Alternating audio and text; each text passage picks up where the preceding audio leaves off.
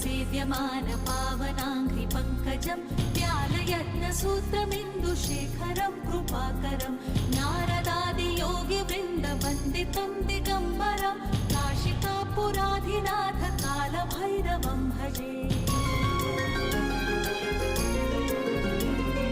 भानुकोटिभास्वरं भवाब्धितारकं परं नीलकण्ठमीप्सितार्थदायकं त्रिलोचनं कालकालमम्बुजाक्षमक्षशूलमक्षरं काशिकापुराधिनाथ कालभैरवं भजे।